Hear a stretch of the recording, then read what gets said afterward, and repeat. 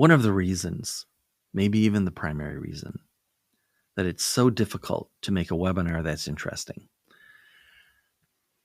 is that audiences have a thimbleful of attention to give to a stranger who wants to talk about himself or herself or themselves. They have an ocean of attention, potentially, for someone who wants to talk to them about them. Or let me phrase that differently. You're going to have very little attention if all I did in this course was talk about me.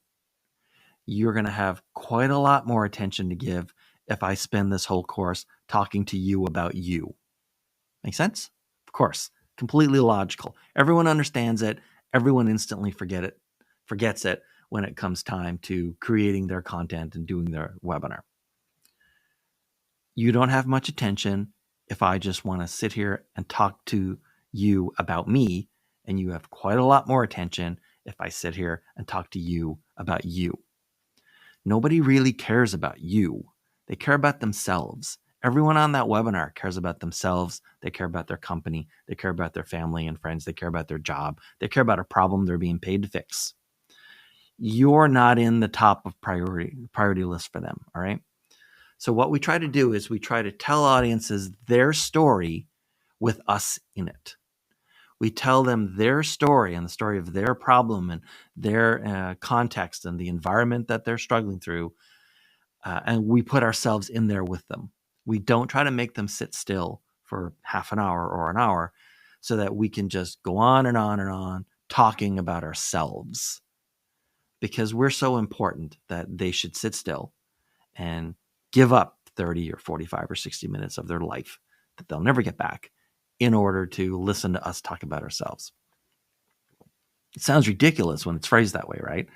But that's what everybody tries to do. Everybody tries to figure out, okay, what's the most effective use of the thimbleful of attention that we can get if we just want to talk to them about ourselves, instead of taking advantage of the ocean of attention they can get if they talk to the customer or the prospect about the customer or the prospect, and then just insert ourselves into their story.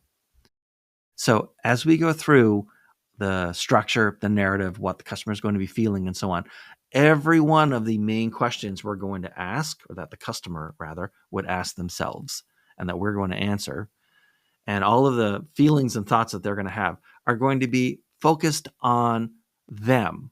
We're going to tell them their story with us in it. We're not going to try to tell them our story and hope that they sit still for it. If you're spending your time, you have a limited amount of time to create these presentations, right? Create these talks, do these interviews, whatever. If you're spending your time tweaking what you want to say and how you want to say it, instead of figuring out how to tell them about them with you in it somewhere, you're wasting your time. You can do webinars from now until the end of time, and you will never get anywhere near as much attention in all of them combined as if you simply focus on what the customer's story is and telling them about themselves or their neighbors or their competitors or whatever, telling them their story with you in it.